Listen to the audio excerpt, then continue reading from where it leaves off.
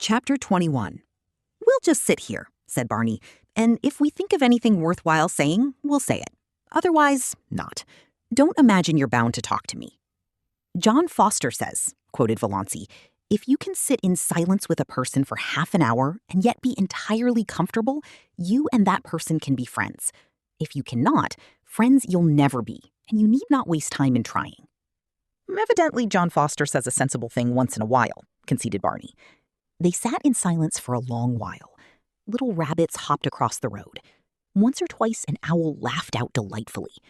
The road beyond them was fringed with the woven shadow lace of trees. Away off to the southwest, the sky was full of silvery little cirrus clouds above the spot where Barney's island must be. Valancy was perfectly happy.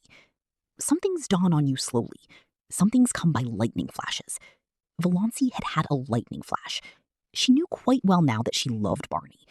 Yesterday, she had been all her own. Now she was this man's.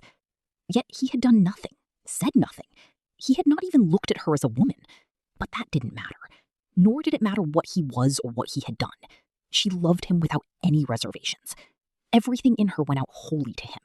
She had no wish to stifle or disown her love. She seemed to be his so absolutely that thought apart from him, thought in which he did not predominate, was an impossibility. She had realized quite simply and fully that she loved him in the moment when he was leaning on the car door, explaining that Lady Jane had no gas. She had looked deep into his eyes in the moonlight and had known. In just that infinitesimal space of time, everything was changed. Old things passed away, and all things became new. She was no longer unimportant, little old maid Valancy Sterling. She was a woman, full of love, and therefore rich and significant, justified to herself. Life was no longer empty and futile, and death could cheat her of nothing. Love had cast out her last fear. Love. What a searing, torturing, intolerably sweet thing it was, this possession of body, soul, and mind, with something at its core as fine and remote and purely spiritual as the tiny blue spark in the heart of the unbreakable diamond. No dream had ever been like this. She was no longer solitary. She was one of a vast sisterhood, all the women who had ever loved in the world. Barney need never know it, though she would not in the least have minded his knowing. But she knew it, and it made a tremendous difference to her. Just to love. She didn't ask to be loved. It was rapture enough just to sit there beside him in silence, alone in the summer night in the white splendor of moonshine, with the wind blowing down on them out of the pine woods. She had always envied the wind, so free, blowing where it listed, through the hills, over the lakes. What a tang, what a zip it had, what a magic of adventure. Valancy felt as if she had exchanged her shop-worn soul for a fresh one, fire new from the workshop of the gods. As far back as she could look, life had been dull, colorless, savorless. Now she had come to a little patch of violets, purple and fragrant, hers for the plucking. No matter who or what had been in Barney's past, no matter who or what might be in his future, no one else could ever have this perfect hour. She surrendered herself utterly to the charm of the moment. "Ever dream of ballooning?" said Barney suddenly. "No," said Valancy. "I do, often. Dream of sailing through the clouds, seeing the glories of sunset, spending hours in the midst of a terrific storm with lightning playing above and below you, skimming above a silver cloud floor under a full moon. Wonderful." "It does sound so," said Valancy. "I've stayed on Earth in my dreams." She told him about her blue castle. It was so easy to tell Barney things. One felt he understood everything, even the things you didn't tell him. And then she told him a little of her existence before she came to Roaring Abel's. She wanted him to see why she had gone to the dance, up back. "You see, I've never had any real life. I've just breathed. Every door has always been shut to me." "But you're still young," said Barney. "Oh, I know. Yes, I'm still young. But that's so different from young," said Valancy bitterly. For a moment she was tempted to tell Barney why her years had nothing to do with her future, but she didn't. She was not going to think of death tonight. "Though I never was really young," she went on. "Until tonight," she added in her heart. "I never had a life like other girls. You couldn't understand. Why, she had a desperate desire that Barney should know the worst about her. I didn't even love my mother. Isn't it awful that I don't love my mother? Rather awful for her, said Barney dryly. Oh, she didn't know it. She took my love for granted, and I wasn't any use or comfort to her or anybody. I was just a vegetable, and I got tired of it. That's why I came to keep house for Mr. Gay and look after Sissy. And I suppose your people thought you'd gone mad. They did and do literally, said Valancy. But it's a comfort to them. They'd rather believe me mad than bad. There's no other alternative. But I've been living since I came to Mr. Gay's. It's been a delightful experience. I suppose I'll pay for it when I have to go back, but I'll have had it. That's true, said Barney. If you buy your experience, it's your own. So it's no matter how much you pay for it. Somebody else's experience can never be yours. Well, it's a funny old world. Do you think it really is old? Asked Valancy dreamily. I never believed that in June. It seems so young tonight somehow, in that quivering moonlight, like a young white girl waiting. Moonlight here on the verge of Up Back is different from moonlight anywhere else, agreed Barney. It always makes me feel so clean, somehow, body and soul. And, of course, the age of gold always comes back in spring. It was 10 o'clock now. A dragon of black cloud ate up the moon. The spring air grew chill. Valancy shivered. Barney reached back into the innards of Lady Jane and clawed up an old tobacco-scented overcoat. Put that on, he ordered. Don't you want it yourself? Protested Valancy. No, I'm not going to have you catching cold on my hands. Oh, I won't catch cold.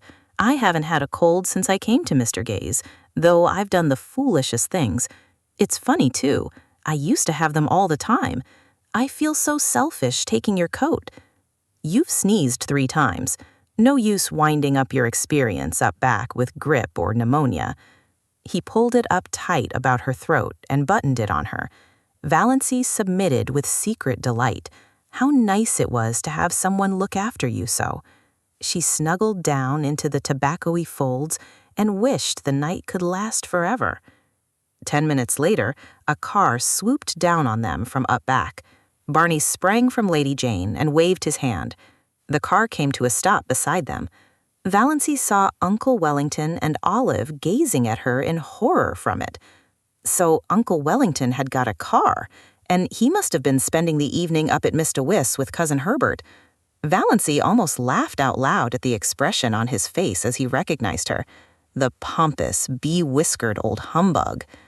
Can you let me have enough gas to take me to Deerwood? Barney was asking politely. But Uncle Wellington was not attending to him. Valancy, how came you here? He said sternly. By chance or God's grace, said Valancy. With this jailbird at 10 o'clock at night? Said Uncle Wellington.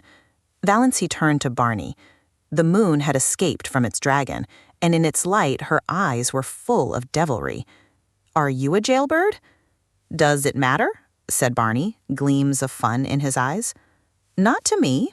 I only asked out of curiosity, continued Valancy. Then I won't tell you. I never satisfy curiosity. He turned to Uncle Wellington, and his voice changed subtly. Mr. Sterling, I asked you if you could let me have some gas. If you can, well and good. If not, we are only delaying you unnecessarily. Uncle Wellington was in a horrible dilemma. To give gas to this shameless pair, but not to give it to them. To go away and leave them there in the Mr. Wallace woods, until daylight likely? It was better to give it to them and let them get out of sight before anyone else saw them. Got anything to get gas in? He grunted surly. Barney produced a 2-gallon measure from Lady Jane. The 2 men went to the rear of the Sterling car and began manipulating the tap. Valancy stole sly glances at Olive over the collar of Barney's coat. Olive was sitting grimly staring straight ahead with an outraged expression. She did not mean to take any notice of Valancy. Olive had her own secret reasons for feeling outraged. Cecil had been in Deerwood lately and, of course, had heard all about Valancy. He agreed that her mind was deranged and was exceedingly anxious to find out whence the derangement had been inherited. It was a serious thing to have in the family, a very serious thing. One had to think of one's descendants. "It came from the Wansboroughs," said Olive positively. "There's nothing like that in the Sterlings. Nothing." "I hope not. I certainly hope not," Cecil had responded dubiously. But then, to go out as a servant? For that is what it practically amounts to. Your cousin? Poor Olive felt the implication. The Port Lawrence Prices were not accustomed to ally themselves with families whose members worked out. Valancy could not resist temptation. She leaned forward. "Olive, does it hurt?" Olive bit, stiffly. "Does what hurt?" Looking like that. For a moment, Olive resolved she would not take any further notice of Valancy. Then duty came uppermost. She must not miss the opportunity. "Doss," she implored, leaning forward also, "won't you come home? Come home tonight?" Valancy yawned. "You sound like a revival meeting," she said. "You really do. If you will come back, all will be forgiven." "Yes," said Olive eagerly. "Wouldn't it be splendid if she could induce the prodigal daughter to return? We'll never cast it up to you. Doss, there are nights when I cannot sleep for thinking of you." "And me having the time of my life," said Valancy, laughing. "Doss, I can't believe you're bad. I've always said you couldn't be bad." "I don't believe I can be," said Valancy. "I'm afraid I'm hopelessly proper.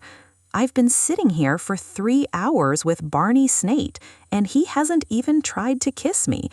I wouldn't have minded if he had, Olive." Valancy was still leaning forward. Her little hat with its crimson rose was tilted down over one eye. Olive stared. In the moonlight, Valancy's eyes, Valancy's smile, what had happened to Valancy? She looked, not pretty, Doss couldn't be pretty, but provocative, fascinating, yes, abominably so. Olive drew back. It was beneath her dignity to say more. After all, Valancy must be both mad and bad. "Thanks, that's enough," said Barney behind the car. "Much obliged, Mr. Sterling. 2 gallons, 70 cents. Thank you." Uncle Wellington climbed foolishly and feebly into his car. He wanted to give Snaith a piece of his mind, but dared not. Who knew what the creature might do if provoked? No doubt he carried firearms. Uncle Wellington looked indecisively at Valancy, but Valancy had turned her back on him and was watching Barney pour the gas into Lady Jane's maw. "Drive on," said Olive decisively. "There's no use in waiting here. Let me tell you what she said to me." "The little hussy, the shameless little hussy," said Uncle Wellington. Chapter 22. The next thing the Sterlings heard was that Valancy had been seen with Barney Snaith in a movie theater in Port Lawrence, and after it at supper in a Chinese restaurant there. This was quite true, and no one was more surprised at it than Valancy herself.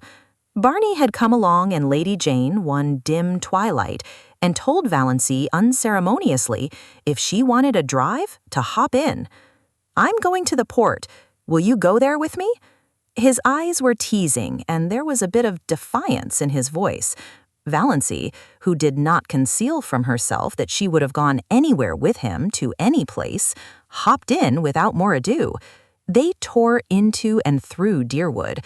Mrs. Frederick and Cousin Stickles, taking a little air on the veranda, saw them whirl by in a cloud of dust and sought comfort in each other's eyes. Valancy, who in some dim pre-existence had been afraid of a car, was hatless, and her hair was blowing wildly round her face. She would certainly come down with bronchitis and die at Roaring Abel's. She wore a low-necked dress, and her arms were bare. That Snaith creature was in his shirt sleeves, smoking a pipe. They were going at the rate of 40 miles an hour. 60, Cousin Stickles averred. Lady Jane could hit the pike when she wanted to. Valancy waved her hand gaily to her relatives. As for Mrs. Frederick, she was wishing she knew how to go into hysterics. Was it for this, she demanded in hollow tones, that I suffered the pangs of motherhood? I will not believe, said Cousin Stickles solemnly, that our prayers will not yet be answered. Who will protect that unfortunate girl when I am gone? Moaned Mrs. Frederick. As for Valency, she was wondering if it could really be only a few weeks since she had sat there with them on that veranda, hating the rubber plant, pestered with teasing questions like black flies, always thinking of appearances, cowed because of Aunt Wellington's teaspoons and Uncle Benjamin's money, poverty-stricken, afraid of everybody, envying Olive, a slave to moth-eaten traditions, nothing to hope for or expect. And now, every day was a gay adventure. Lady Jane flew over the 15 miles between Deerwood and the port, through the port. The way Barney went past traffic policemen was not holy. The lights were beginning to twinkle out like stars in the clear, lemon-hued twilight air. This was the only time Valency ever really liked the town, and she was crazy with the delight of speeding. Was it possible she had ever been afraid of a car? She was perfectly happy, riding beside Barney. Not that she deluded herself into thinking it had any significance.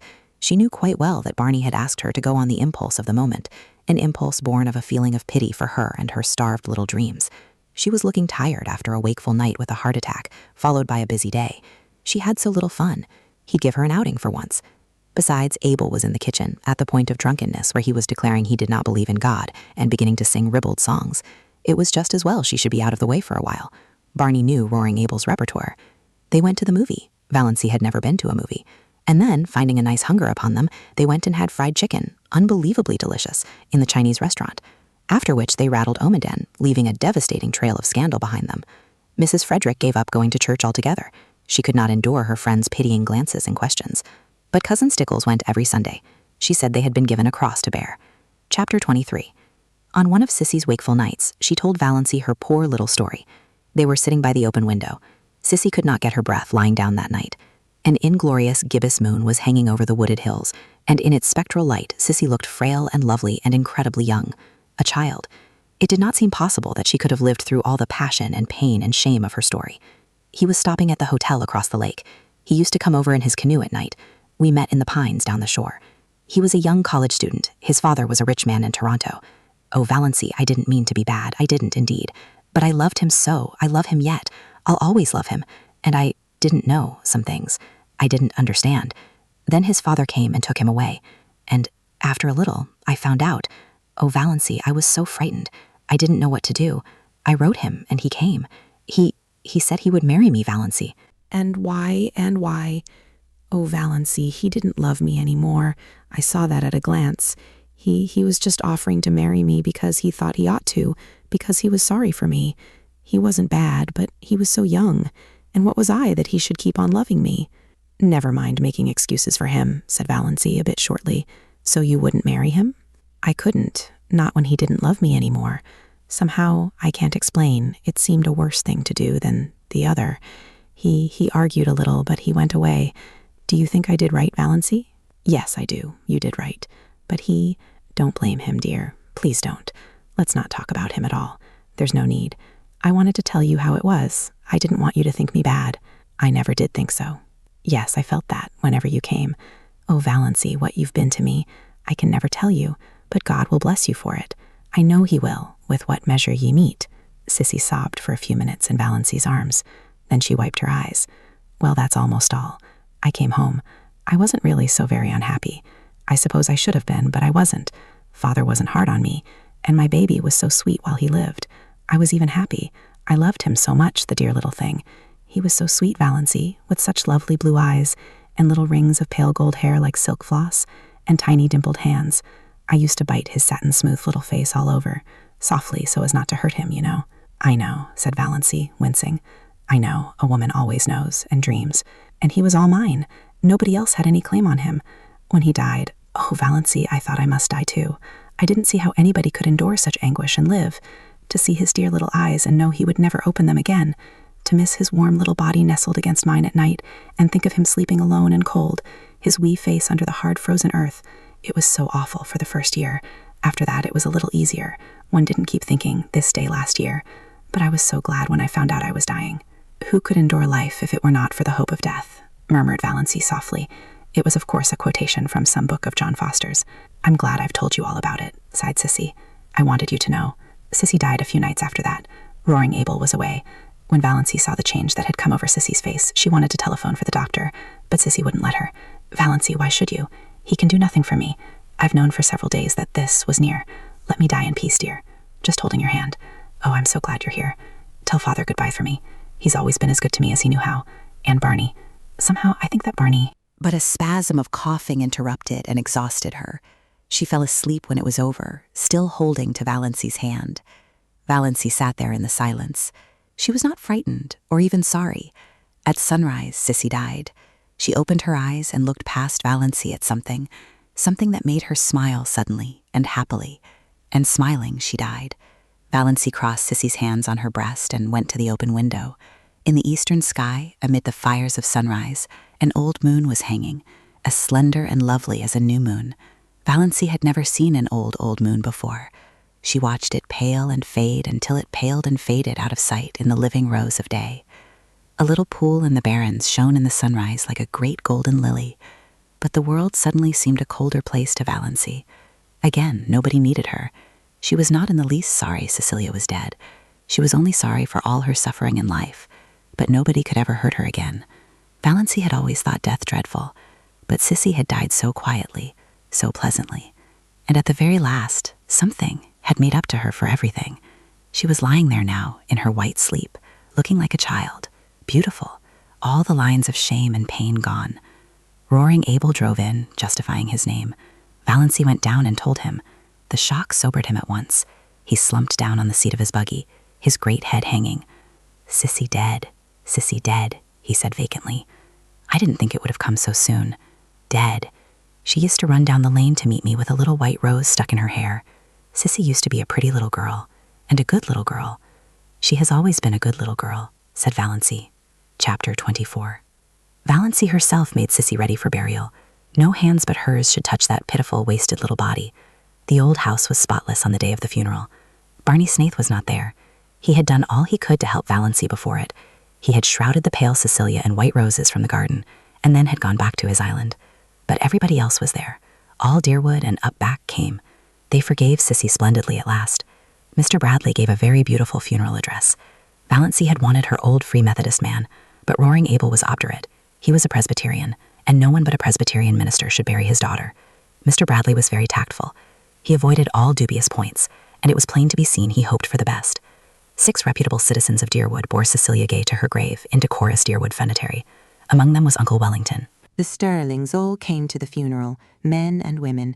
They had had a family conclave over it.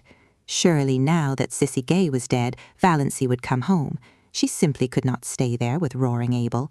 That being the case, the wisest course, decreed Uncle James, was to attend the funeral, legitimize the whole thing, so to speak, show Deerwood that Valancy had really done a most creditable deed in going to nurse poor Cecilia Gay, and that her family backed her up in it. Death, the miracle worker, suddenly made the thing quite respectable. If Valancy would return to home in decency while public opinion was under its influence, all might yet be well. Society was suddenly forgetting all Cecilia's wicked doings and remembering what a pretty, modest little thing she had been, and motherless, you know, motherless. It was the psychological moment, said Uncle James, so the Sterlings went to the funeral. Even Cousin Gladys's neuritis allowed her to come. Cousin Stickles was there, her bonnet dripping all over her face, crying as woefully as if Sissy had been her nearest and dearest. Funerals always brought Cousin Stickles' own sad bereavement back. And Uncle Wellington was a pallbearer. Valancy, pale, subdued-looking, her slanted eyes smudged with purple, in her snuff-brown dress, moving quietly about, finding seats for people, consulting in undertones with minister and undertaker, marshalling the mourners into the parlor, was so decorous and proper and sterlingish that her family took heart of grace. This was not, could not be, the girl who had sat all night in the woods with Barney Snaith, who had gone tearing bareheaded through Deerwood and Port Lawrence. This was the Valancy they knew, really surprisingly capable and efficient. Perhaps she had always been kept down a bit too much. Amelia really was rather strict, hadn't had a chance to show what was in her, so thought the Sterlings. and Edward Beck from the Port Road, a widower with a large family who was beginning to take notice, took notice of Valancy and thought she might make a mighty fine second wife. No beauty, but a 50-year-old widower, Mr. Beck told himself very reasonably, couldn't expect everything. Altogether, it seemed that Valancy's matrimonial chances were never so bright as they were at Cecilia Gay's funeral. What the Sterlings and Edward Beck would have thought had they known the back of Valancy's mind must be left to the imagination. Valancy was hating the funeral, hating the people who came to stare with curiosity at Cecilia's marble-white face, hating the smugness, hating the dragging, melancholy singing, hating Mr. Bradley's cautious platitudes. If she could have had her absurd way, there would have been no funeral at all. She would have covered Cissy over with flowers, shut her away from prying eyes, and buried her beside her nameless little baby in the grassy burying ground under the pines of the up-back church, with a bit of kindly prayer from the old Free Methodist minister. She remembered Cissy saying once, "I wish I could be buried deep in the heart of the woods, where nobody would ever come to say, 'Cissy Gay is buried here,' and tell over my miserable story." But this... However, it would soon be over. Valancy knew, if the Sterlings and Edward Beck didn't, exactly what she intended to do then. She had lain awake all the preceding night thinking about it, and finally deciding on it. When the funeral procession had left the house, Mrs. Frederick sought out Valancy in the kitchen. "My child," she said tremulously, "you'll come home now?" "Home," said Valancy absently. She was getting on an apron and calculating how much tea she must put to steep for supper. There would be several guests from up back, distant relatives of the Gays who had not remembered them for years, and she was so tired she wished she could borrow a pair of legs from the cat. "Yes, home," said Mrs. Frederick with a touch of asperity. "I suppose you won't dream of staying here now, alone with Roaring Abel?" "Oh no, I'm not going to stay here," said Valancy. "Of course I'll have to stay for a day or two to put the house in order generally, but that will be all. Excuse me, Mother, won't you? I've a frightful lot to do. All those up-back people will be here to supper." Mrs. Frederick retreated in considerable relief, and the Sterlings went home with lighter hearts. "We will just treat her as if nothing had happened when she comes back," decreed Uncle Benjamin. "That will be the best plan, just as if nothing had happened." Chapter 25. On the evening of the day after the funeral, Roaring Abel went off for a spree. He had been sober for 4 whole days and could endure it no longer. Before he went, Valancy told him she would be going away the next day. Roaring Abel was sorry and said so. A distant cousin from up back was coming to keep house for him, quite willing to do so now since there was no sick girl to wait on, but Abel was not under any delusions concerning her. "She won't be like you, my girl. Well, I'm obliged to you. You helped me out of a bad hole, and I won't forget it. And I won't forget what you did for Cissy. I'm your friend, and if you ever want any of the Sterlings spanked and sot in a corner, send for me. I'm going to wet my whistle. Lord, but I'm dry. Don't reckon I'll be back afore tomorrow night. So if you're going home tomorrow, goodbye now." "I may go home tomorrow," said Valancy, "but I'm not going back to Deerwood." "Not going—" "You'll find the key on the woodshed nail," interrupted Valancy, politely and unmistakably. "The dog will be in the barn and the cat in the cellar. Don't forget to feed her till your cousin comes. The pantry is full, and I made bread and pies today. Goodbye, Mr. Gay. You have been very kind to me, and I appreciate it." "We've had a decent time of it together, and that's a fact," said Roaring Abel. "You're the best small sport in the world, and your little finger is worth the whole Sterling clan tied together. Goodbye, and good luck." Valancy went out to the garden. Her legs trembled a little, but otherwise she felt and looked composed. She held something tightly in her hand. The garden was lying in the magic of the warm, odorous July twilight. A few stars were out, and the robins were calling through the velvety silences of the barrens. Valancy stood by the gate expectantly. Would he come? If he did not... He was coming. Valancy heard Lady Jane Grey far back in the woods. Her breath came a little more quickly. Nearer and nearer. She could see Lady Jane now, bumping down the lane. Nearer, nearer. He was there. He had sprung from the car and was leaning over the gate looking at her. "Going home, Miss Sterling?" "I don't know yet," said Valancy slowly. Her mind was made up with no shadow of turning, but the moment was very tremendous. "I thought I'd run down and ask if there was anything I could do for you," said Barney. Valancy took it with a canter. "Yes, there is something you can do for me," she said, evenly and distinctly. "Will you marry me?" For a moment Barney was silent. There was no particular expression on his face. Then he gave an odd laugh. "Come now, I knew luck was just waiting around the corner for me. All the signs have been pointing that way today." "Wait," Valancy lifted her hand. "I'm in earnest, but I want to get my breath after that question. Of course, with my bringing up, I realize perfectly well that this is one of the things a lady should not do. But why? Why? For 2 reasons. Valancy was still a little breathless, but she looked Barney straight in the eyes, while all the dead starlings revolved rapidly in their graves, and the living ones did nothing, because they did not know that Valancy was at that moment proposing lawful marriage to the notorious Barney Snaith. The first reason is Valancy tried to say I love you, but could not. She had to take refuge in a pretended flippancy. I'm crazy about you. The second is this. She handed him Dr. Trent's letter. Barney opened it with the air of a man thankful to find some safe, sane thing to do. As he read it, his face changed. He understood, more perhaps than Valancy wanted him to. Are you sure nothing can be done for you? Valancy did not misunderstand the question. Yes. You know Dr. Trent's reputation in regard to heart disease. I haven't long to live. Perhaps only a few months, a few weeks. I want to live them. I can't go back to Deerwood. You know what my life was like there. And she managed it this time. I love you. I want to spend the rest of my life with you. That's all. Barney folded his arms on the gate and looked gravely enough at a white saucy star that was winking at him just over Roaring Abel's kitchen chimney. You don't know anything about me. I may be a murderer. No, I don't.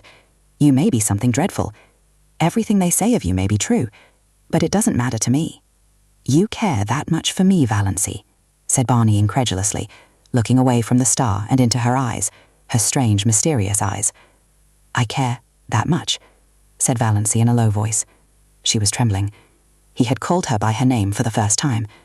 It was sweeter than another man's caress could have been just to hear him say her name like that. If we are going to get married, said Barney, speaking suddenly in a casual, matter-of-fact voice, some things must be understood. Everything must be understood, said Valancy. I have things I want to hide, said Barney coolly. You are not to ask me about them. I won't, said Valancy.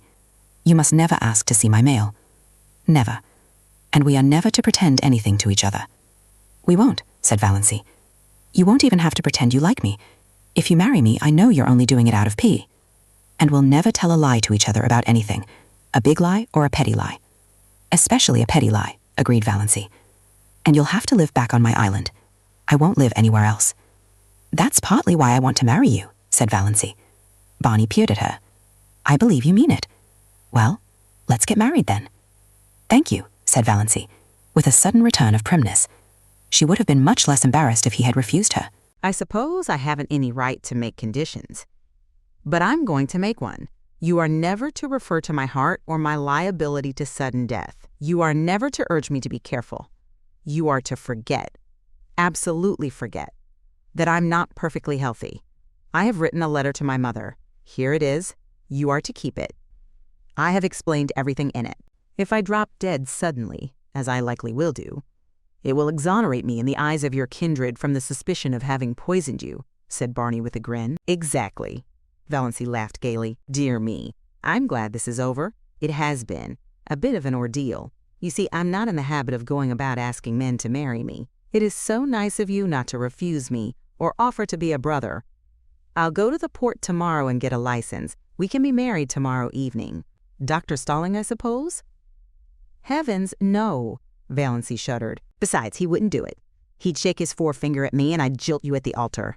No, I want my old Mr. Towers to marry me. Will you marry me as I stand? Demanded Barney. A passing car, full of tourists, honked loudly. It seemed derisively. Valancy looked at him. Blue homespun shirt, nondescript hat, muddy overalls. Unshaved. Yes, she said. Barney put his hands over the gate and took her little, cold ones gently in his. Valancy, he said, trying to speak lightly, of course I'm not in love with you. Never thought of such a thing as being in love. But, do you know, I've always thought you were a bit of a dear. Chapter 26. The next day passed for Valancy like a dream. She could not make herself or anything she did seem real. She saw nothing of Barney, though she expected he must go rattling past on his way to the port for a license. Perhaps he had changed his mind. But at dusk, the lights of Lady Jane suddenly swooped over the crest of the wooded hill beyond the lane. Valancy was waiting at the gate for her bridegroom. She wore her green dress and her green hat because she had nothing else to wear. She did not look or feel at all bride-like. She really looked like a wild elf strayed out of the greenwood. But that did not matter. Nothing at all mattered, except that Barney was coming for her. "Ready?" said Barney, stopping Lady Jane with some new, horrible noises. "Yes." Valancy stepped in and sat down. Barney was in his blue shirt and overalls.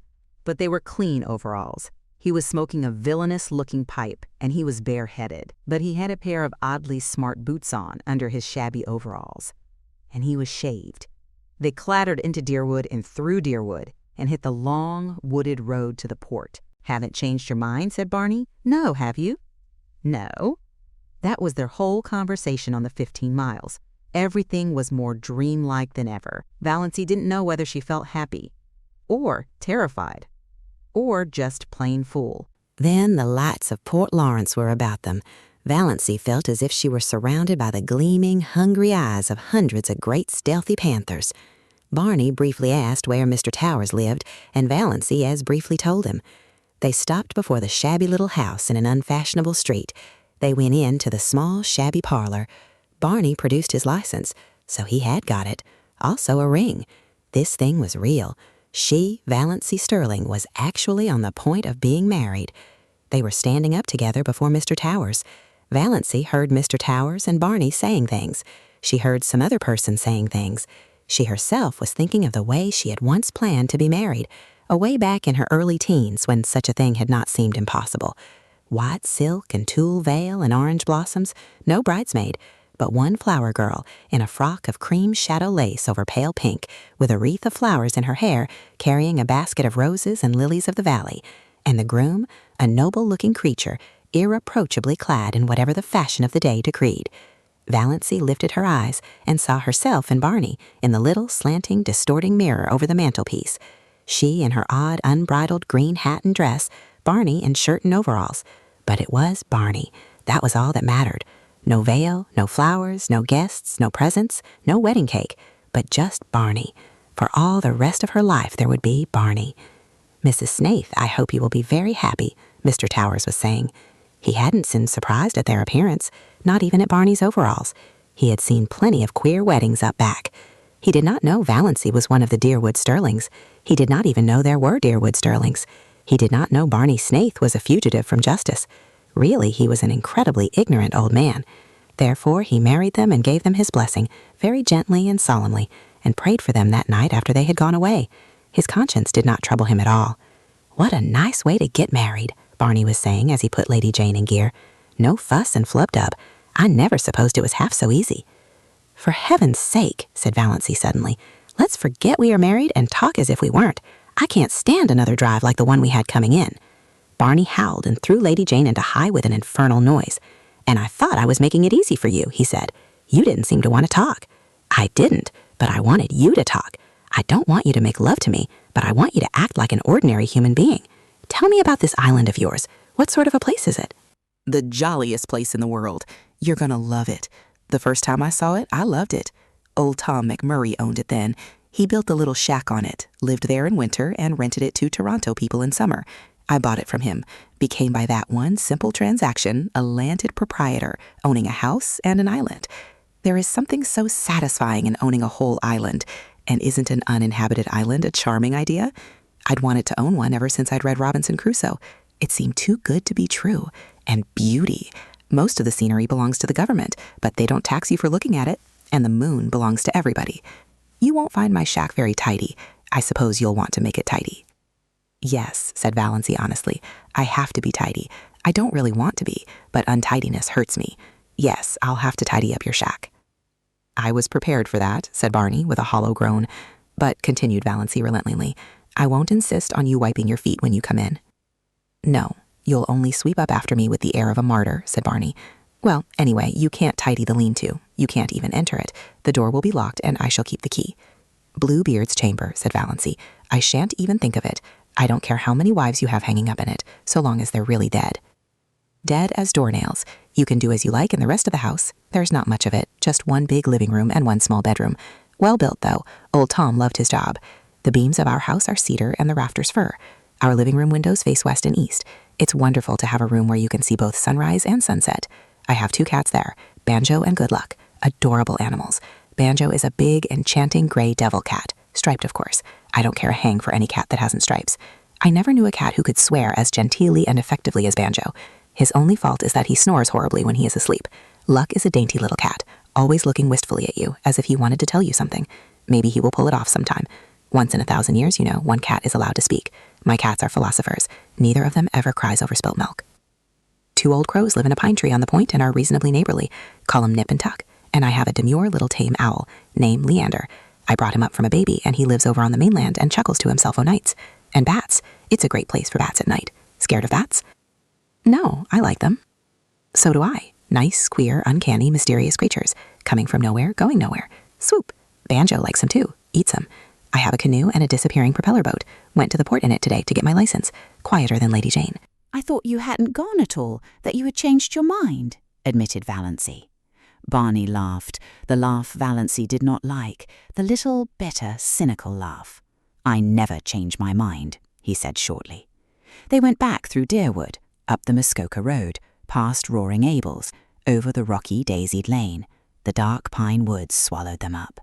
Through the pine woods, where the air was sweet with the incense of the unseen, fragile bells of the Laniers that carpeted the banks of the trail, out to the shore of Mr. Weese. Lady Jane must be left here. They got out. Barney led the way down a little path to the edge of the lake. There's our island, he said gloatingly. Valancy looked and looked and looked again. There was a diaphanous lilac mist on the lake, shrouding the island. Through it, the 2 enormous pine trees that clasped hands of Barney's shack loomed out like dark turrets. Behind them was a sky still rose-hued in the afterlight, and a pale young moon. Valancy shivered like a tree the wind stir suddenly. Something seemed to sweep over her soul. My blue castle, she said. Oh, my blue castle. They got into the canoe and paddled out to it. They left behind the realm of everyday and things known and landed on a realm of mystery and enchantment where anything might happen, anything might be true. Barney lifted Valancy out of the canoe and swung her to a lichen-covered rock under a young pine tree. His arms were about her, and suddenly his lips were on hers. Valancy found herself shivering with the rapture of her first kiss. Welcome home, dear, Barney was saying. Chapter 27. Cousin Georgiana came down the lane leading up to her little house. She lived half a mile out of Deerwood, and she wanted to go into Amelia's and find out if Doss had come home yet. Cousin Georgiana was anxious to see Doss. She had something very important to tell her, something she was sure Doss would be delighted to hear. Poor Doss. She had had rather a dull life of it. Cousin Georgiana owned to herself that she would not like to live under Amelia's thumb, but that would be all changed now. Cousin Georgiana felt tremendously important. For the time being, she quite forgot to wonder which of them would go next. And here was Doss herself, coming along the road from Roaring Abel's, in such a queer green dress and hat. Talk about luck. Cousin Georgiana would have a chance to impart her wonderful secret right away, with nobody else about to interrupt. It was, you might say, a providence. Valancy, who had been living for 4 days on her enchanted island, had decided that she might as well go into Deerwood and tell her relatives that she was married. Otherwise, finding that she had disappeared from Roaring Abel's, they might get out a search warrant for her. Barney had offered to drive her in, but she had preferred to go alone. She smiled very radiantly at Cousin Georgiana, who, she remembered as of someone known a long time ago, had really been not a bad little creature. Valancy was so happy that she could have smiled at anybody, even Uncle James. She was not averse to Cousin Georgiana's company. Already, since the houses along the road were becoming numerous, she was conscious that curious eyes were looking at her from every window. "I suppose you're going home, dear Doss," said Cousin Georgiana as she shook hands, furtively eyeing Valancy's dress and wondering if she had any petticoat on at all. "Sooner or later," said Valancy cryptically. "Then I'll go along with you. I've been wanting to see you very especially, dear. I've something quite wonderful to tell you." "Yes," said Valancy absently. What on earth was Cousin Georgiana looking so mysterious and important about? But did it matter? No, nothing mattered but Barney and the blue castle up back in Mistowis. "Who do you suppose called to see me the other day?" asked Cousin Georgiana archly. Valancy couldn't guess. "Edward Beck." Cousin Georgiana lowered her voice almost to a whisper. "Edward Beck. Why the italics? And was Cousin Georgiana blushing? Who on earth is Edward Beck?" asked Valancy indifferently. Cousin Georgiana stared. "Surely you remember Edward Beck," she said reproachfully. He lives in that lovely house on the Port Lawrence Road, and he comes to our church regularly. You must remember him." "Oh, I think I do now," said Valancy with an effort of memory. "He's that old man with a wen on his forehead and dozens of children, who always sits in the pew by the door, isn't he?" "Not dozens of children, dear. Oh no, not dozens. Not even 1 dozen. Only 9. At least only 9 that count. The rest are dead. He isn't old. He's only about 48. The prime of life, Doss. And what does it matter about a wen?" "Nothing, of course," agreed Valancy quite sincerely. It certainly did not matter to her whether Edward Beck had a wen or a dozen wens or no wen at all. But Valancy was getting vaguely suspicious. There was certainly an air of suppressed triumph about Cousin Georgiana.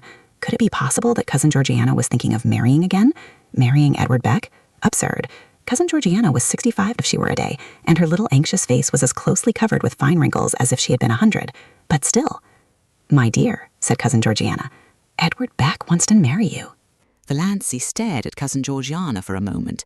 Then she wanted to go off into a peal of laughter, but she only said, "Me? Yes, you. He fell in love with you at the funeral, and he came to consult me about it. I was such a friend of his first wife, you know. He is very much in earnest, Dossie, and it's a wonderful chance for you. He's very well off, and you know, I'm not so young as I once was," agreed Valancy. "To her that hath shall be given. Do you really think I would make a good stepmother, Cousin Georgiana? I'm sure you would. You are always so fond of children. But 9 is such a family to start with," agreed Valancy gravely. "The 2 oldest are grown up, and the 3rd almost. That leaves only 6 that really count, and most of them are boys, so much easier to bring up than girls. There's an excellent book, Health Care of the Growing Child. Gladys has a copy, I think. It would be such a help to you. And there are books about morals. You'd manage nicely. Of course, I told Mr. Beck that I thought you would jump at him," supplied Valancy. "Oh, no, dear. I wouldn't use such an indelicate expression. I told him I thought you would consider his proposal favourably. And you will, won't you, dearie? There's only one obstacle," said Valancy dreamily. "You see, I'm married already." "Married?" Cousin Georgiana stopped stock still and stared at Valancy. "Married? Yes. I was married to Barney Snaith last Tuesday evening in Port Lawrence." There was a convenient gatepost hard by. Cousin Georgiana took firm hold of it. "Doss, dear, I'm an old woman. Are you trying to make fun of me?" "Not at all. I'm only telling you the truth." "For heaven's sake, Cousin Georgiana," Valancy was alarmed by certain symptoms. "Don't go crying here on the public road." Cousin Georgiana choked back the tears and gave a little moan of despair instead. "Oh, Doss, what have you done? What have you done?" "I've just been telling you. I've got married," said Valancy calmly and patiently. "To that Barney Snaith. Why, they say he's had a dozen wives already." "I'm the only one round at present," said Valancy. "What will your poor mother say?" moaned Cousin Georgiana. "Come along with me and hear if you want to know," said Valancy. "I'm on my way to tell her now." Cousin Georgiana let go the gatepost cautiously and found that she could stand alone. She meekly trotted on beside Valancy, who suddenly seemed quite a different person in her eyes. Cousin Georgiana had a tremendous respect for a married woman, but it was terrible to think of what the poor girl had done. So rash, so reckless. Of course Valancy must be stark mad, but she seemed so happy in her madness that Cousin Georgiana had a momentary conviction that it would be a pity if the clan tried to scold her back to sanity. She had never seen that look in Valancy's eyes before. But what would Amelia say? And Ben? "To marry a man you know nothing about," thought Cousin Georgiana aloud. "I know more about him than I know of Edward Beck," said Valancy. "Edward Beck goes to church," said Cousin Georgiana. Does your husband?" "He has promised that he will go with me on fine Sundays," said Valancy. When they turned in at the Sterling Gate, Valancy gave an exclamation of surprise. "Look at my rose bush. Why, it's blooming." It was, covered with blossoms, great crimson velvety blossoms, fragrant, glowing, wonderful. "My cutting it to pieces must have done it good," said Valancy, laughing. She gathered a handful of the blossoms, they would look well on the supper table of the veranda at Mistawas, and went, still laughing, up the walk, conscious that Olive was standing on the steps, Olive goddess-like in loveliness, looking down with a slight frown on her forehead. Olive, beautiful, insolent, her full form voluptuous in its swathings of rose silk and lace, her golden brown hair curling richly under her big white frilled hat, her color ripe and melting. Beautiful, thought Valancy coolly, but as if she suddenly saw her cousin through new eyes, without the slightest touch of distinction. So Valancy had come home, thank goodness, thought Olive, but Valancy was not looking like a repentant, returned prodigal. This was the cause of Olive's frown. She was looking triumphant, graceless. that outlandish dress, that queer hat, those hands full of blood-red roses. Yet there was something about both dress and hat, as Olive instantly felt, that was entirely lacking in her own attire. This deepened the frown. She put out a condescending hand. "So you're back, Doss. Very warm day, isn't it? Did you walk in?" "Yes, coming in?" "Oh no, I've just been in. I've come often to comfort poor Auntie. She's been so lonesome. I'm going to Mrs. Bartlett's tea. I have to help poor. She's giving it for her cousin from Toronto. Such a charming girl. You'd have loved meeting her, Doss. I think Mrs. Bartlett did send you a card. Perhaps you'll drop in later on." "No, I don't think so," said Valency indifferently. "I'll have to be home to get Barney's supper. We're going for a moonlit canoe ride around this Duas tonight." "Barney? Supper?" gasped Olive. "What do you mean, Valency Sterling?" "Valency Snaith, by the grace of God." Valency flaunted her wedding ring in Olive's stricken face. Then she nimbly stepped past her and into the house. Cousin Georgiana followed. She would not miss a moment of the great scene, even though Olive did look as if she were going to faint. Olive did not faint. She went stupidly down the street to Mrs. Bartlett's. What did Doss mean? She couldn't have. That ring. Oh, what fresh scandal was that wretched girl bringing on her defenseless family now? She should have been shut up long ago. Valency opened the sitting room door and stepped unexpectedly right into a grim assemblage of Sterlings. They had not come together of malice prepense. Aunt Wellington and Cousin Gladys and Aunt Mildred and Cousin Sarah had just called in on their way home from a meeting of the Missionary Society. Uncle James had dropped in to give Amelia some information regarding a doubtful investment.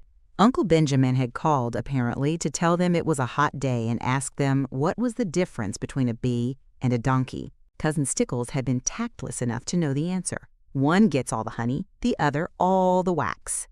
And Uncle Benjamin was in a bad humor.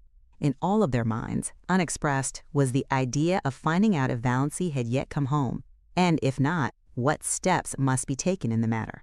Well, here was Valency at last, a poised, confident thing, not humble and deprecating as she should have been, and so oddly, improperly young-looking. She stood in the doorway and looked at them, Cousin Georgiana, timorous, expectant, behind her. Valency was so happy she didn't hate her people anymore. She could even see a number of good qualities in them that she had never seen before, and she was sorry for them. Her pity made her quite gentle. "Well, Mother," she said pleasantly, "so you've come home at last," said Mrs. Frederick, getting out a handkerchief. She dared not be outraged, but she did not mean to be cheated of her tears. "Well, not exactly," said Valency. She threw her bomb. "I thought I ought to drop in and tell you I was married, last Tuesday night, to Barney Snaith." Uncle Benjamin bounced up and sat down again. "God bless my soul," he said dully. The rest seemed turned to stone, except Cousin Gladys, who turned faint. Aunt Mildred and Uncle Wellington had to help her out to the kitchen. "She would have to keep up the Victorian traditions," said Valency with a grin. She sat down, uninvited, on a chair. Cousin Stickles had begun to sob. "Is there one day in your life that you haven't cried?" asked Valency curiously. "Valency," said Uncle James, being the first to recover the power of utterance, "did you mean what you said just now?" "I did." "Do you mean to say that you have actually gone and married that notorious Barney Snaith, that criminal that—" "I have." "Then," said Uncle James violently, "you are a shameless creature, lost to all sense of propriety and virtue, and I wash my hands entirely of you. I do not want ever to see your face again." "What have you left to say when I commit murder?" asked Valency. Uncle Benjamin again appealed to God to bless his soul. That drunken outlaw, that— A dangerous spark appeared in Valency's eyes. They might say what they liked to and of her, but they should not abuse Barney. "Say, damn, and you'll feel better," she suggested. "I can express my feelings without blasphemy, and I tell you, you have covered yourself with eternal disgrace and infamy by marrying that drunkard. You would be more endurable if you got drunk occasionally. Barney is not a drunkard." "He was seen drunk in Port Lawrence, pickled to the gills," said Uncle Benjamin. "If that is true, and I don't believe it, he had a good reason for it. Now I suggest that you all stop looking tragic and accept the situation. I'm married, you can't undo that, and I'm perfectly happy." "I suppose we ought to be thankful he has really married her," said Cousin Sarah, by way of trying to look on the bright side. "If he really has," said Uncle James, who had just washed his hands of Valency. "Who married you?" "Mr. Towers, of Port Lawrence." "By a free Methodist," groaned Mrs. Frederick, as if to have been married by an imprisoned Methodist would have been a shade less disgraceful. It was the first thing she had said. Mrs. Frederick didn't know what to say. The whole thing was too horrible, too nightmarish. She was sure she must wake up soon. After all their bright hopes at the funeral. "It makes me think of those what-do-you-call-ems," said Uncle Benjamin helplessly. "Those yarns, you know, of fairies taking babies out of their cradles." "Valency could hardly be a changeling at 29, said Aunt Wellington sarcastically. "She was the oddest-looking baby I ever saw anyway," averred Uncle Benjamin. "I said so at the time. You remember, Amelia? I said I had never seen such eyes in a human head." "I'm glad I never had any children," said Cousin Sarah. "If they don't break your heart in one way, they do in another." "Isn't it better to have your heart broken than to have it wither up?" queried Valency. "Before it could be broken, it must have felt something splendid. That would be worth the pain." "Dippy, clean Dippy," muttered Uncle Benjamin, with a vague, unsatisfactory feeling that somebody had said something like that before. "Valency," said Mrs. Frederick solemnly, "do you ever pray to be forgiven for disobeying your mother?" "I should pray to be forgiven for obeying you so long," said Valency stubbornly. "But I don't pray about that at all. I just thank God every day for my happiness." "I would rather," said Mrs. Frederick, beginning to cry rather belatedly, "see you dead before me than listen to what you have told me today." Valency looked at her mother and aunts and wondered if they could ever have known anything of the real meaning of love. She felt sorrier for them than ever. They were so very pitiable, and they never suspected it. "Barney Snaith is a scoundrel to have deluded you into marrying him," said Uncle James violently. "Oh, I did the deluding. I asked him to marry me," said Valency with a wicked smile. "Have you no pride?" demanded Aunt Wellington. Lots of it. I am proud that I have achieved a husband by my own unaided efforts. Cousin Georgiana here wanted to help me to Edward Beck. Edward Beck is worth $20,000 and has the finest house between here and Port Lawrence, said Uncle Benjamin. That sounds very fine, said Valency scornfully, but it isn't worth that, she snapped her fingers, compared to feeling Barney's arms around me and his cheek against mine. Oh, Doss, said Cousin Stickles. Cousin Sarah said, oh, Doss. Aunt Wellington said, Valency, you need not be indecent. Why, it surely isn't indecent to like to have your husband put his arm around you. I should think it would be indecent if you didn't. Why expect decency from her? Inquired Uncle James sarcastically. She has cut herself off from decency forevermore. She has made her bed, let her lie on it. Thanks, said Valency very gratefully. How you would have enjoyed being Torquemada. Now, I must really be getting back. Mother, may I have those 3 woolen cushions I worked last winter? Take them, take everything, said Mrs. Frederick. Oh, I don't want everything, or much. I don't want my blue clussel cluttered, just the cushions. I'll call for them some day when we motor in. Valency rose and went to the door. There she turned. She was sorrier than ever for them all. Nay, had no blue castle in the purple solitudes of Mr. Wallace. The trouble with you people is that you don't laugh enough, she said. Doss, dear, said Cousin Georgiana mournfully, some day you will discover that blood is thicker than water. Of course it is, but who wants water to be thick? Parried Valency.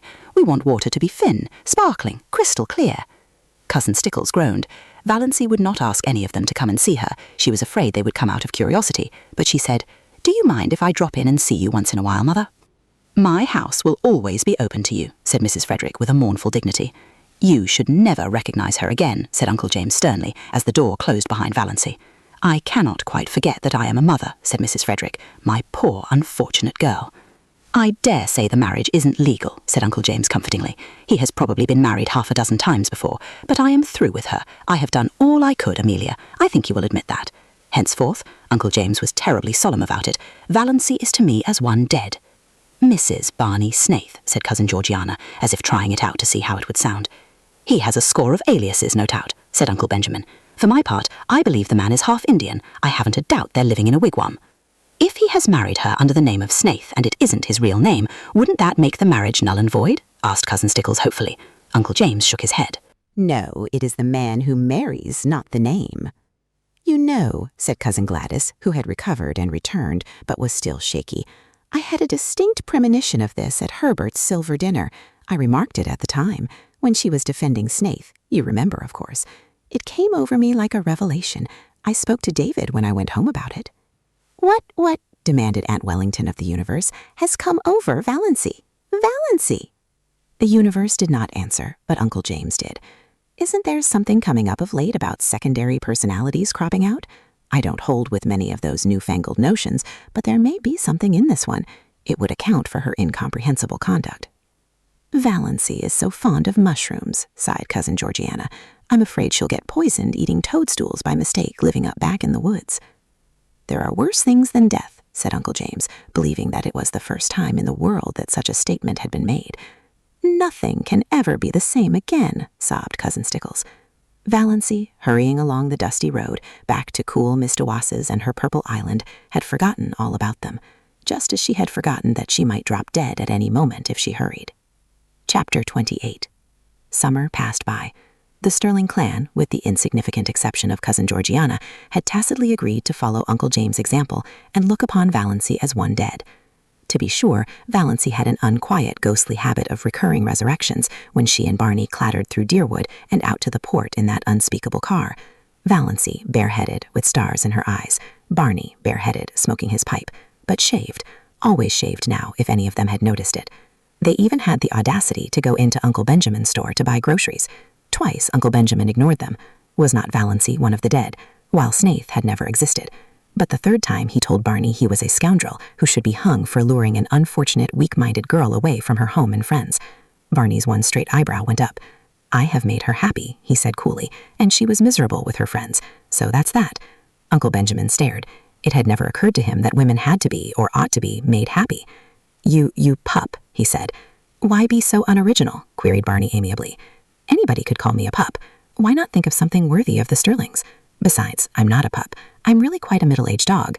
35, if you're interested in knowing." Uncle Benjamin remembered just in time that Valency was dead. He turned his back on Barney. Valency was happy, gloriously and entirely so. She seemed to be living in a wonderful house of life, and every day opened a new, mysterious room. It was in a world which had nothing in common with the one she had left behind. A world where time was not, which was young with immortal youth, where there was neither past nor future, but only the present. She surrendered herself utterly to the charm of it. The absolute freedom of it all was unbelievable. They could do exactly as they liked.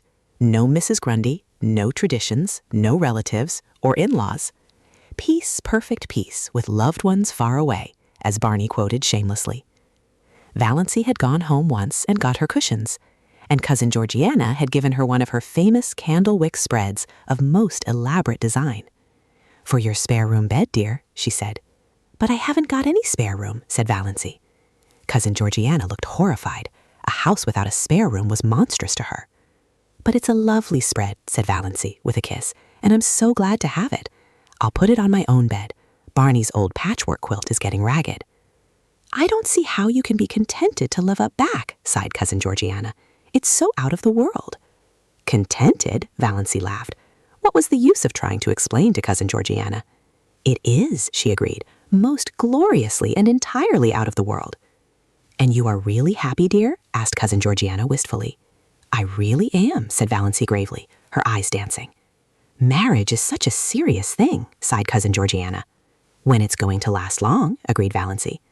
Cousin Georgiana did not understand this at all, but it worried her, and she lay awake at nights wondering what Valency meant by it. Valency loved her blue castle and was completely satisfied with it.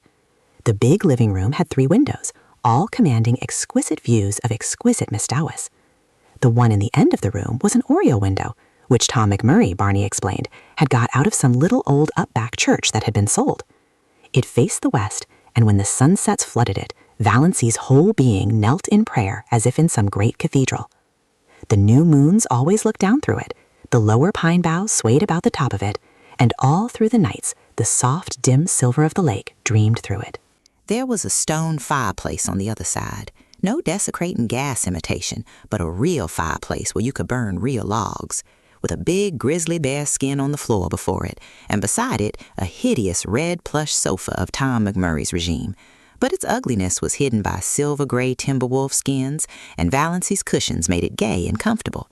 In a corner, a nice, tall, lazy old clock ticked, the right kind of a clock, one that did not hurry the hours away, but ticked them off deliberately. It was the jolliest-looking old clock, a fat, corpulent clock with a great round man's face painted on it, the hands stretching out of its nose and the hours encircling it like a halo. There was a big glass case of stuffed owls and several deer heads, likewise of Tom McNary's vintage. Some comfortable old chairs that asked to be sat upon. A squat little chair with a cushion was prescriptively Banjo's. If anybody else dared sit on it, Banjo glared him out of it with his topaz-hued black ringed eyes.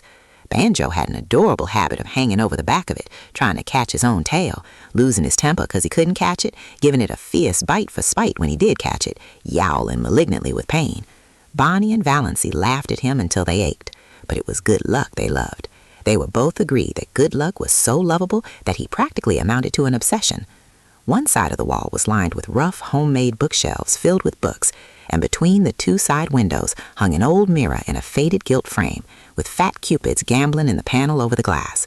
A mirror, Valancy thought, that must be like the fabled mirror into which Venus had once looked, and which thereafter reflected as beautiful every woman who looked into it. Valancy thought she was almost pretty in that mirror, but that may have been because she had shingled her hair.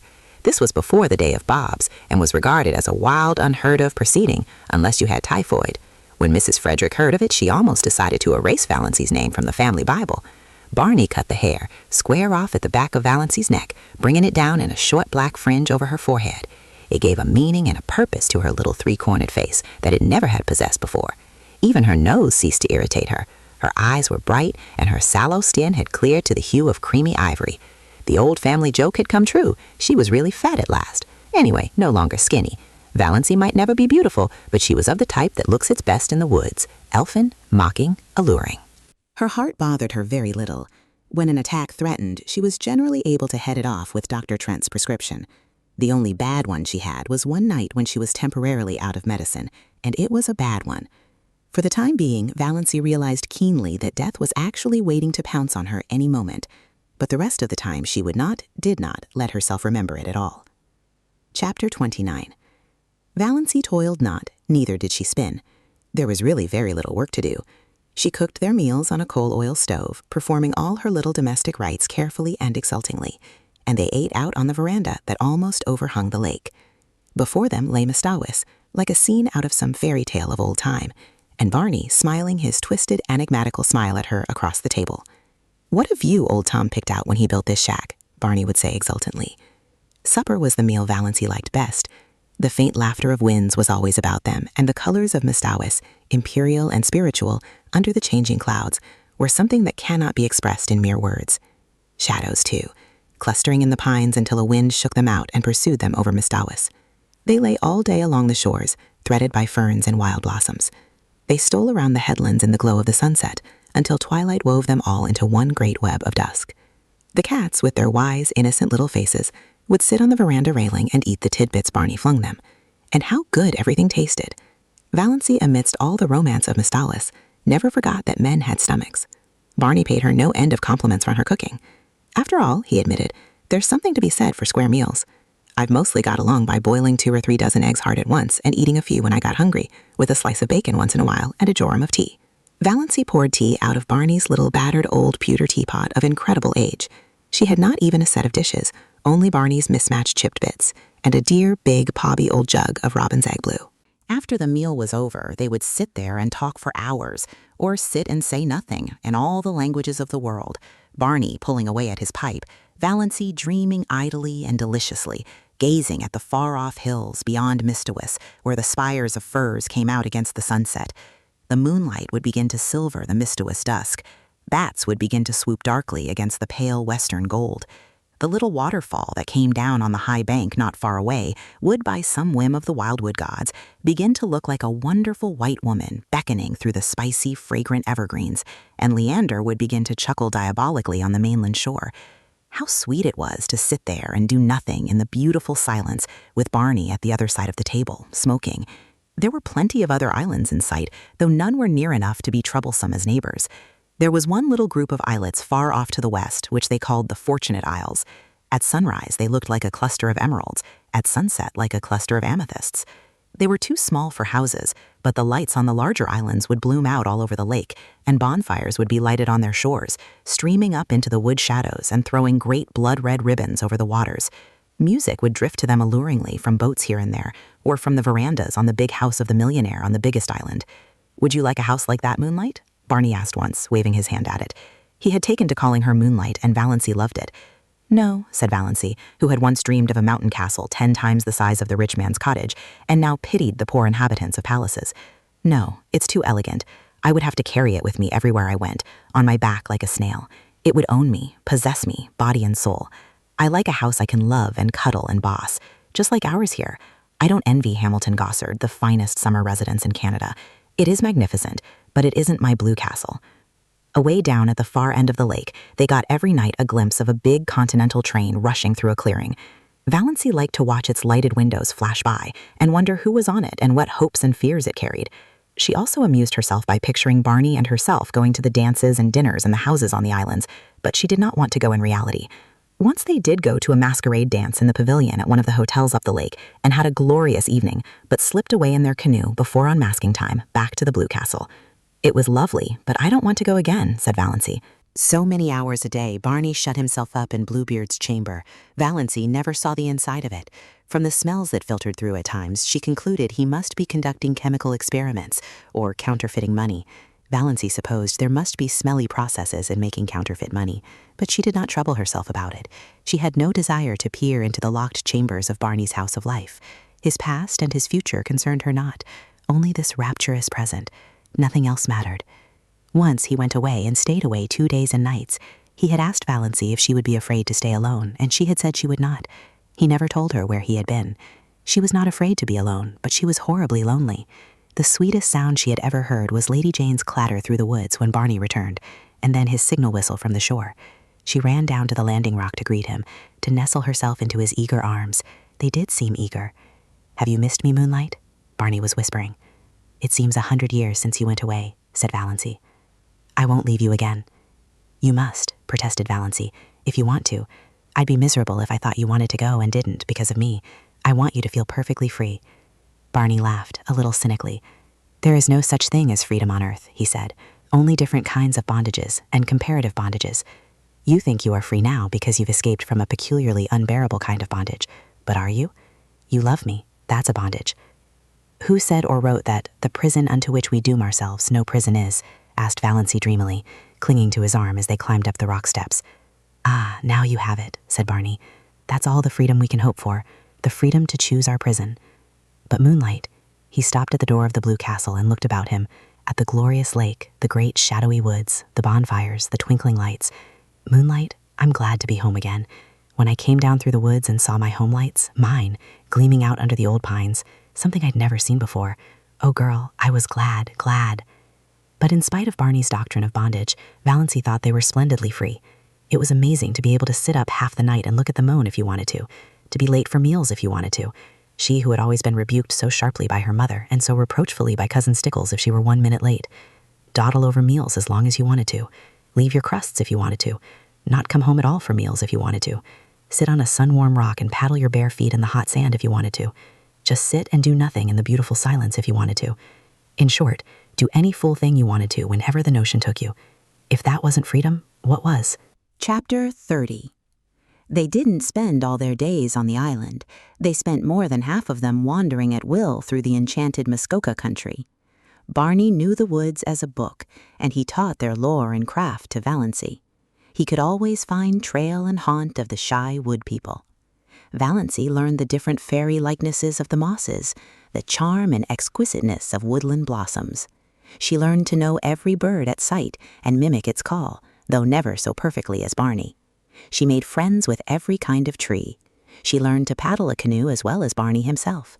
She liked to be out in the rain, and she never caught cold. Sometimes they took a lunch with them and went berrying, strawberries and blueberries.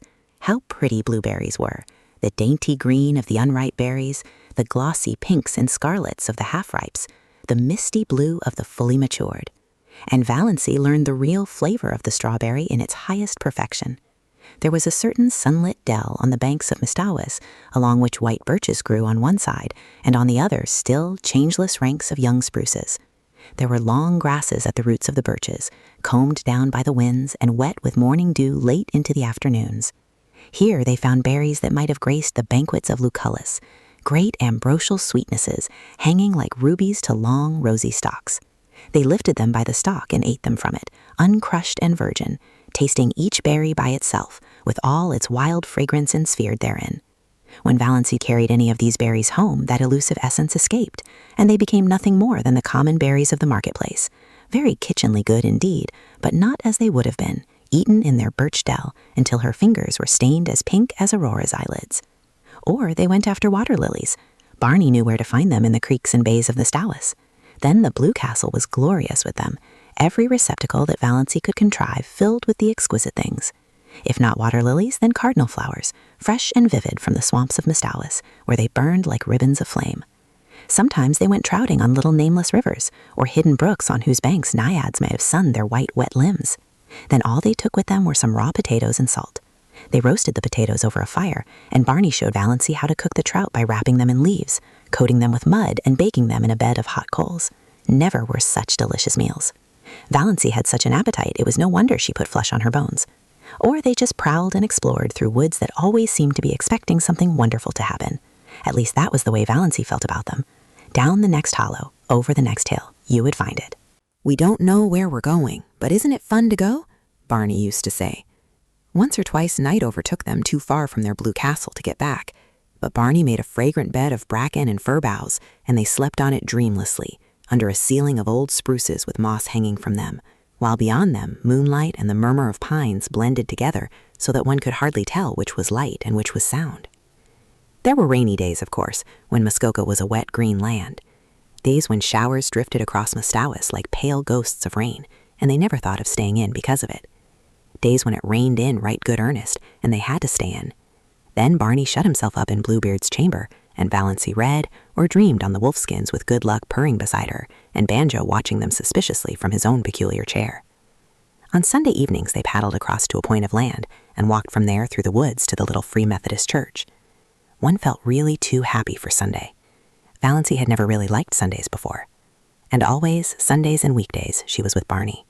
Nothing else really mattered. And what a companion he was. How understanding, how jolly, how Barney-like. That summed it all up. Valancy had taken some of her $200 out of the bank and spent it in pretty clothes. She had a little smoke blue chiffon which she always put on when they spent the evening at home. Smoke blue with touches of silver about it. It was after she began wearing it that Barney began calling her Moonlight. Moonlight and blue twilight, that is what you look like in that dress. I like it. It belongs to you. You aren't exactly pretty, but you have some adorable beauty spots. Your eyes, and that little kissable dent just between your collarbones. You have the wrist and ankle of an aristocrat. That little head of yours is beautifully shaped, and when you look backward over your shoulder, you're maddening, especially in twilight or moonlight. An elf maiden, a wood sprite. You belong to the woods, Moonlight. You should never be out of them. In spite of your ancestry, there is something wild and remote and untamed about you. And you have such a nice, sweet, throaty, summery voice. Such a nice voice for lovemaking. Sure, and you've kissed the Blarney Stone, scoffed Valancy, but she tasted these compliments for weeks. She got a pale green bathing suit, too, a garment which would have given her clan their deaths if they had ever seen her in it. Barney taught her how to swim. Sometimes she put her bathing dress on when she got up and didn't take it off until she went to bed, running down to the water for a plunge whenever she felt like it, and sprawling on the sun-warm rocks to dry. She had forgotten all the old humiliating things that used to come up against her in the night, the injustices and the disappointments. It was as if they had all happened to some other person, not to her, Valancy Snaith, who had always been happy. I understand now what it means to be born again, she told Barney. Holmes speaks of grief staining backward through the pages of life, but Valancy found her happiness had stained backward likewise and flooded with rose color her whole previous drab existence. She found it hard to believe that she had ever been lonely and unhappy and afraid. When death comes, I shall have lived, thought Valancy. I shall have had my hour. And her dust pile. One day, Valancy had heaped up the sand in the little island cove in a tremendous cone and stuck a gay little Union Jack on top of it. What are you celebrating? Barney wanted to know. I'm just exorcising an old demon, Valancy told him.